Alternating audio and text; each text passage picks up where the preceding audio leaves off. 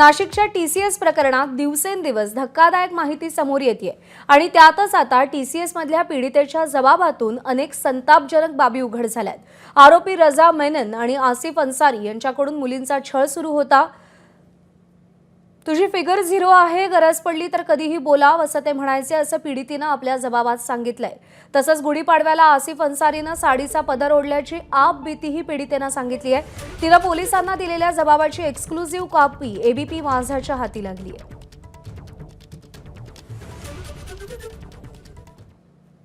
तर पीडितेनं पोलिसांना नेमका काय जबाब दिलाय आपण ग्राफिक्सच्या माध्यमातून पाहूया।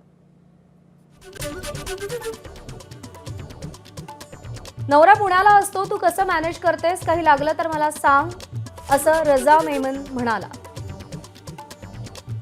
तुझं आताच लग्न झालं, हनीमूनला कुठे गेली, काय काय केलं, असं रजा मेननने विचारलं। तुझा नवरा तुला सोडून कसा राहतो, मी तर राहिलो नसतो, असंही रजा मेनन म्हणाला। आसिफ अन्सारी तर कधी मांडीवर कधी खांद्यावर हात टाकायचा।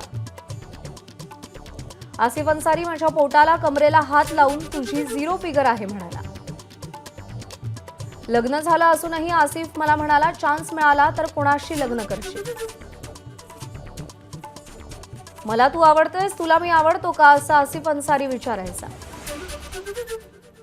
लग्नापूर्वी बॉयफ्रेंड असतील, आता लग्नानंतर एक वाढला तर काय होईल, असं आसिफ म्हणाला। दिवाळीला तू साडी नेसून ये, किती हॉट आहेस ते बघायचंय, असं आसिफ म्हणाला। तुझ्या शारीरिक गरजा असतील तर सांग, मी पूर्ण करतो, असं आसिफ म्हणाला। एबीपी माझा, उघडा डोळे बघा नीट।